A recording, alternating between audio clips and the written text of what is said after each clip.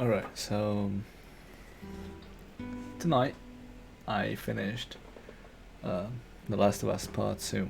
It's technically almost a year after it came out, since it came out on June 19th, and it's now June 3rd, if I'm correctly. 4th, June 4th today.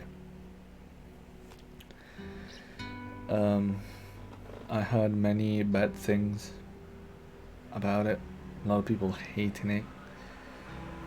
And I went into the game with all the love that I have for the first one, actually because I played the first one before the second one. And playing the second one was a different experience for so many reasons that the only way that I could express them rather than put into writing was through voice. For even myself, I can't quite go and read what I write and understand what I meant truthfully. So I wanted to first things first. A lot of people give hate to the game because they don't realize the differences between the two. The first game was a much simpler game on its own. It was a story. It was a story of going to point A to point B, in a way. And the journey in between was the beautiful story that the game was trying to tell us. It was basically a coming together of two characters who had lost a lot, coming together and actually liking each other to the point of becoming this father and daughter figure for one another. I genuinely loved this idea in the first game, and it's simple, but it's effective.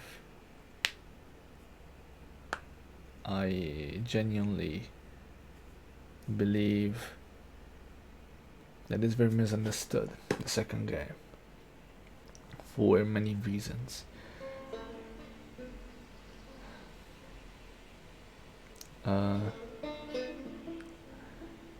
First things first, the second story of The Last of Us, it's much more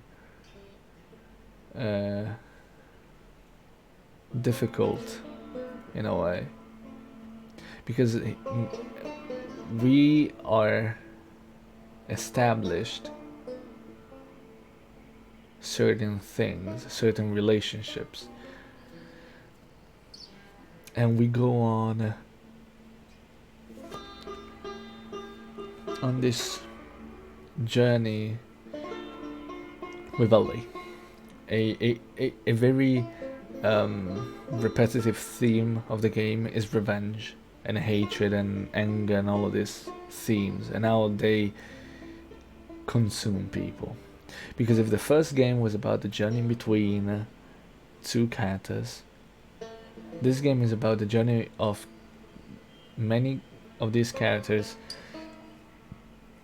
and how, for the wrong reasons, they will do anything, and how for revenge and anger and hatred, anybody can become the bad guy. I heard a lot of people talking about plot holes, talking about why there are certain things that happen, why there are certain things that they do. For example, why do Joel and Tommy help Abby at the very beginning when they wouldn't trust certain people? And that's not a plot hole. There is many reasons for why that's not a plot hole. Because one thing that people don't understand, it's there is a lot of humanity. There was a lot of humanity in the first game and a lot of humanity in the second game. People don't go against the first game because they remember it so beautifully, but also because there is 20 years that we don't know what happens to these characters. We begin first and foremost when Joel, Tommy, and Sarah and the whole outbreak starts. But then 20 years pass. In this 20 years, we can assume one thing of our protagonist, for example, that Joel has changed dramatically, becoming brutal, becoming a sadistic in a way, in not really, but you know, torturing people is not something that he would definitely say no to if he needed to, if he had to. And it's the same that happens with Abby, or the same that happens with Ellie. And to some people, it can take a hold on you. People talk about why Tommy and Joel help Abby at the very beginning, saying that they would never do such a thing. But we don't know that. And plus, in the first game, we don't have reasons to help anyone in the game because everybody shoots at us. The only time that we help someone is Henry and Sam. Because Henry and Sam are the only two people that we meet that don't initially shoot at each other. You know, they don't shoot at us on sight. And we get to understand, okay, they're not in with the bad guys. Let's help each other out. That's the first and last time that we can do that. Bill, Joel already knew him, so okay. These are genuinely new characters that we didn't know of, and we help each other out. Abby was just in the middle of all this dead, runners and whatnot and clickers, and they just help her. Why leave you to death? I don't understand why would they leave somebody to death unless they knew that was the bad guy. They see someone, they're going to help. It's a human thing to do. People talk about how they would never do it, and yet we don't know what they would do. We only saw Joel in a span of several months. I can say this: Joel is definitely a genuinely selfish. For everything that he does it for it brings him safety. Him. He doesn't have to do anything for anyone else. Unless he felt it was the right thing to do, probably. That's why he goes with Ellie. That's why he helps, Bill, Henry, Sam. Because genuinely, why not? People forget this humanity inside of us.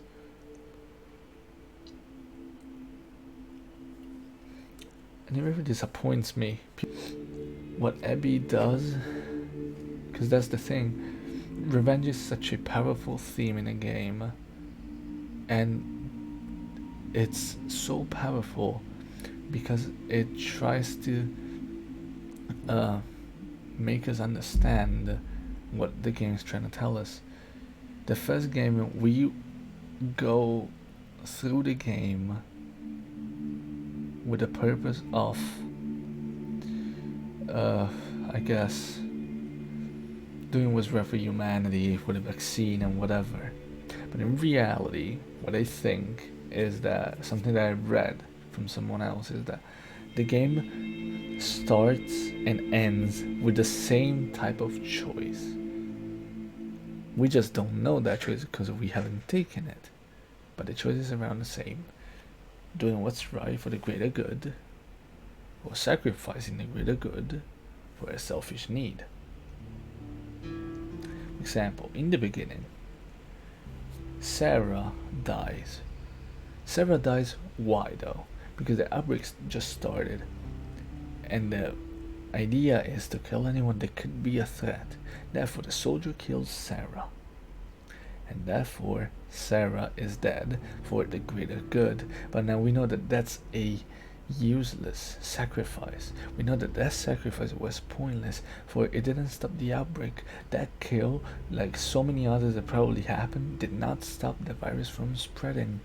So when we get to the very end, we don't need to take that choice. For most of us, we'll probably take the choice of, even though I presume many people would also choose to save Ellie, for the greater good, we will probably sacrifice Ellie because we think that's what's right. But people don't also understand that killing is killing nonetheless. If you're killing someone for saving the others, it's good, then we're thinking of death as a the little the better, and that's not how it should be. Plus,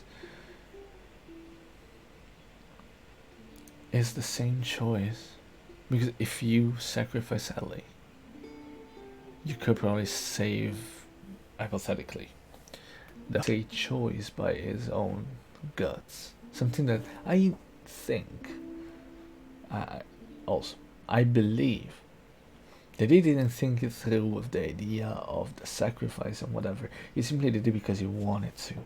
He wanted, he was given a second chance to save someone that he cared about. He lost his daughter where he didn't act on it at the time.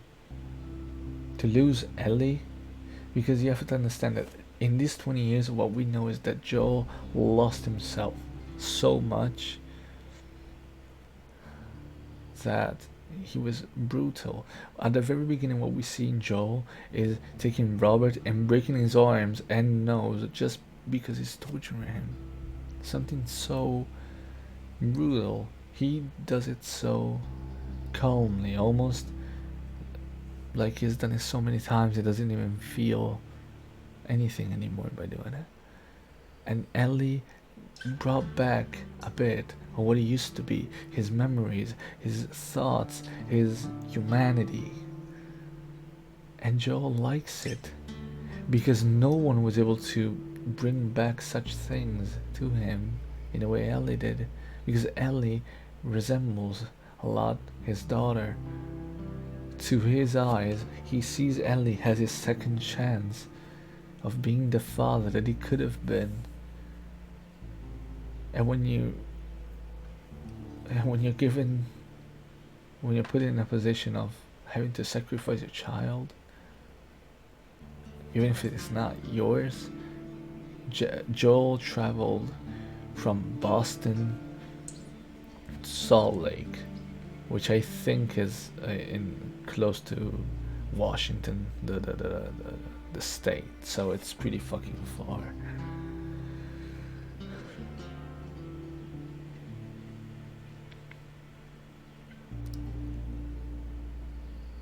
The idea that Joel had was not a good idea, killing everyone like that, but I cannot blame him, and that's why the second game makes sense.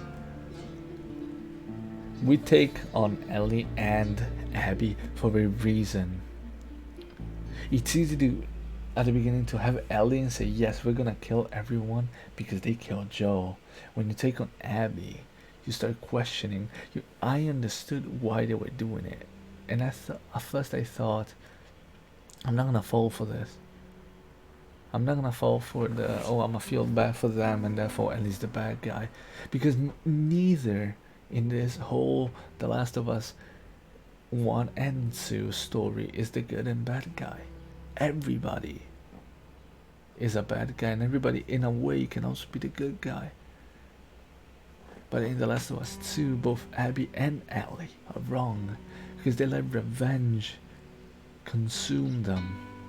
And everybody in The Last of Us 2, and this is a clear example, everybody in The Last of Us 2 that followed this path of revenge lost something, if not all of it. Abby lost her friends, she lost her whole fucking city and her whole status, she lost Owen, who was a boyfriend slash best friend, whatever it was. And Ellie lost two fingers, and she lost Dina, the kid. She lost a part of herself, where she had to torture and kill even a pregnant woman. Because I know that Ellie probably didn't want to, but the more she went on, the more she couldn't just let it go. To her idea, she had to finish it. She had gotten so far, she just couldn't leave without doing it. And I think out of the two, Ellie is the one that comes out winning. Ellie, she stops in the end. She stops because we see the flashback of and Joel, and how this whole game is not about revenge. It's not about killing who killed Joel because he was the main cat in the first one. It's about forgiveness. It's about being strong enough that even when you hate someone, you let that go. You let that go because you know that if you go with it, you go all the way, you're gonna lose yourself. Ellie was losing herself. Already in Seattle, she was not gonna go back with Dina when she was pregnant and sick because she wanted to kill Abby. She was not gonna go back with Jesse and Tommy because she didn't want Abby to live. But at the very end, when she's choking her in the seawater, she realizes that this is not what she needs. She doesn't need to kill her to get better. She needed not to forgive, but to let go. To let go of that. This killing was gonna bring more suffering. And in a way, I'm happy that she didn't. Because I like to believe that she went back to Jackson, where probably Dina and the kid are right now. And she didn't kill her when she could have. She had self-control. I like that. I like that a fucking lot. You see, the point of the first The Last of Us was that, in a way, what is the right decision? To let a kid die to save the world, or doom the world to save a kid? The greater good versus the lesser good. How do we put the balance between these two? And in this game, it's just the same. I genuinely understood why they did it. If I have to think of it, Abby and Ellie are so fucking similar. They would definitely get along pretty fucking well. They're put on the stages where they both have to hate each other because they are giving themselves this ultimatum of who's gonna get the final shot in his revenge. And neither should have. As I said before, everybody lost something. Jesse lost his life, Dina lost her lover, Tommy lost a leg, an eye, and his marriage. Ellie and Abby lost so much. Being filled with revenge and sorrow doesn't do you good. I feel I wanted to talk about this and record it because in a way, maybe there's other people that think differently from me, but the game has meaning. And believe me, I don't like this game as much as I like the first one, but it's okay. It's okay to not like it as the first one, because the first one is completely beautiful. A beautiful story, beautiful settings. This second one is different. It's meant to be different. I like Joel a lot because he did the choice, a courageous choice at the end that no one would have taken probably if in the same position. And he did it because of love to someone that was the last person that he could love this much. This game is different. Ellie loved Joel, but we also see how she hated him a bit, a lot, for what he did.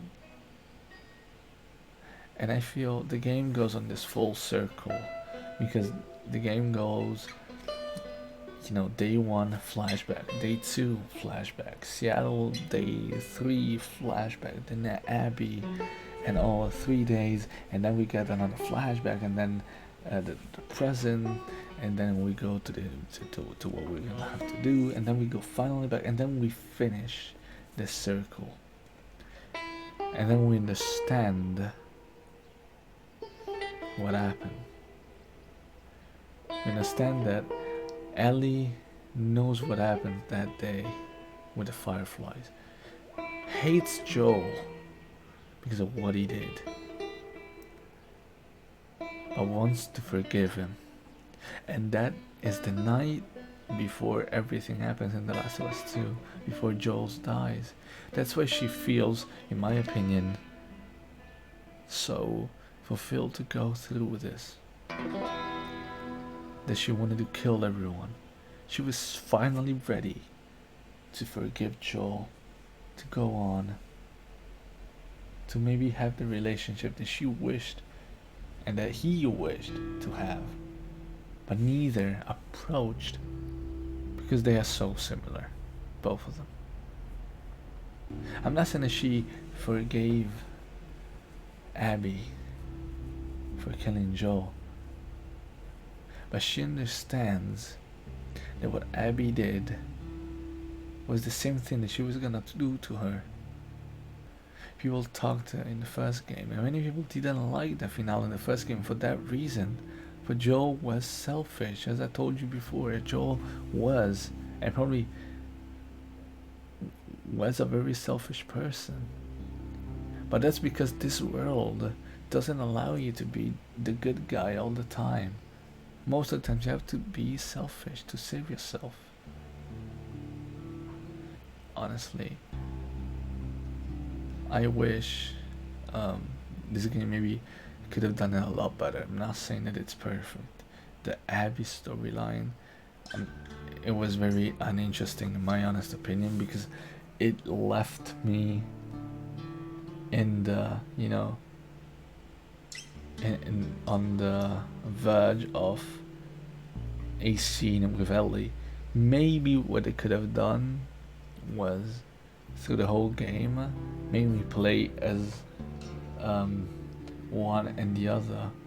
Seattle day 1 Ellie, Seattle day 1 Abby, day 2, day 3, day 3, and so on, until they collide with one another and we understand what is going on. And in the end,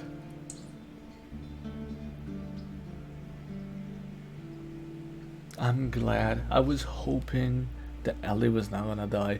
Ellie, I don't know why, I felt this sadness inside of me at the idea that after all she had done, that she would just die because she was consumed by this revenge. I'm happy that she's alive and well. Even if she was gonna kill Abby, I'm glad that she didn't. I like to believe that Ellie went back to Jax. She found Dana. And she told her how she could have killed her, but she didn't.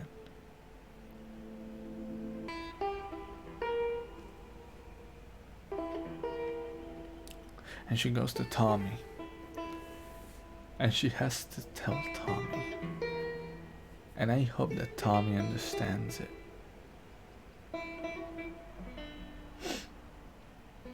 In the end, if I had to give a vote to this game, I would give it a 10. Not gonna lie. The story was beautiful, both sides. Because they take you on very different stories, but of characters that are so similar that you can both see why. It's almost a tragedy that they never got to meet each other in Salt Lake. Because they just might have, I don't know, had a blast together. You know? I don't know. I think in the end, this game will be remembered in history. Because people hated it for the lesbians, because people just hate on anything at this point. It will be remembered in the future. I'm telling you. Yeah.